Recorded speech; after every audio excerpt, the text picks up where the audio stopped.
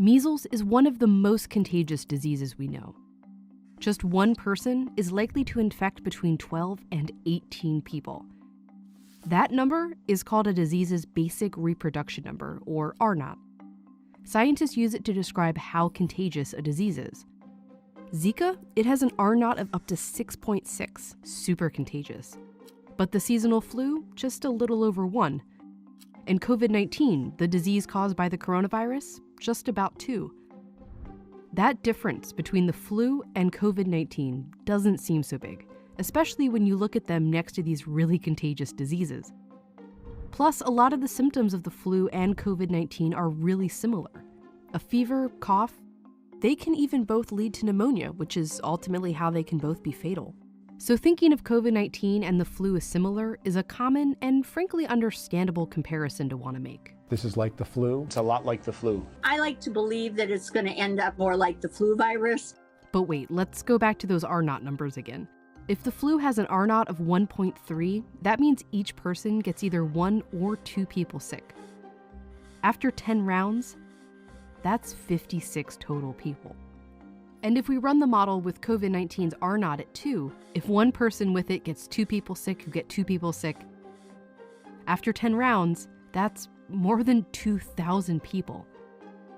This does not happen with the flu, because COVID-19 is very different, and understanding how is crucial to understanding how dangerous it really is, and why we have to take it so seriously. When we start to look for that comparison to the flu, we almost calm ourselves down. But unfortunately, that's not quite the right reaction here. Every year, the seasonal flu kills as many as 60,000 Americans. As of late March, COVID-19 has killed about 34,000 across the whole world. But scientists expect that number to go up, way up. Tens of thousands of people a year die of the flu. But we haven't had this for a year yet. We've only had this for a few months. The trouble is coming, and we can predict it, and we can see what's coming, at least to a certain extent. The first really big difference between COVID-19 and the flu is how long it takes you to feel sick. From the moment you're infected with COVID-19, it usually takes 5 days before you start to feel symptoms. But it can take as long as 12 or even 14 days. This is the incubation period, the time between when you catch it and when you first realize you're sick. And scientists think you could be contagious during most of this period. The flu, by comparison, has an average incubation period of just 2 days. You get sick, and pretty soon you feel sick, and you know you're contagious. This is what we're used to. But COVID-19 flips that around. You can be contagious and spreading it around for several days and up to 2 weeks before it even occurs to you that you're sick. And that leads to the next big difference.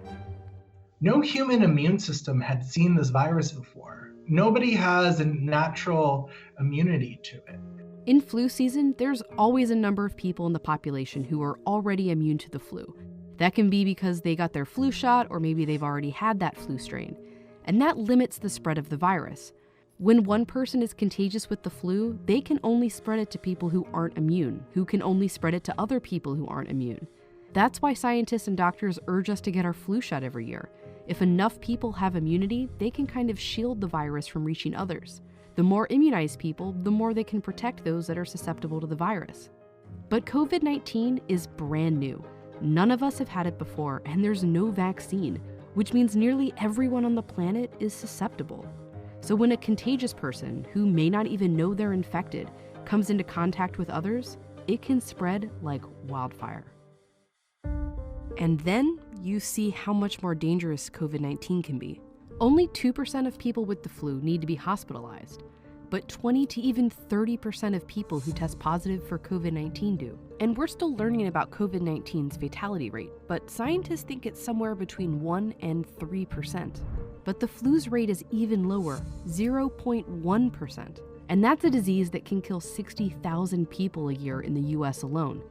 That's what Dr. Anthony Fauci, the US's leading infectious disease expert, tried to clear up to Congress. People always say, well, the flu does this, the flu does that. The flu has a mortality of 0.1%. Sure. This has a mortality of 10 times that. This is a really serious problem that we have to take seriously. And he's just talking about the average across all age groups. For older people or people with compromised immune systems, it can be way higher. And that's especially scary when you remember all the other things that are different about COVID-19. The infectiousness, how hard it is to know you have it, how susceptible we all are to it.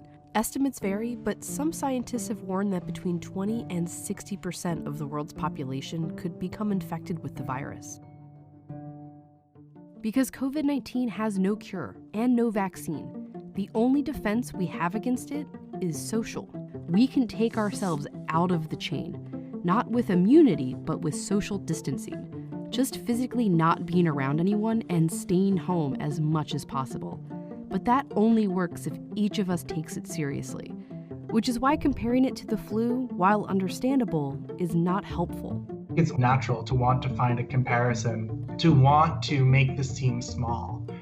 When we use the flu as the backdrop, it almost numbs us, or it can numb us and make us maybe even feel better about the current situation, because the current situation is bad. So now is not the time to be numb. We need to be vigilant and then use our vigilance for useful actions.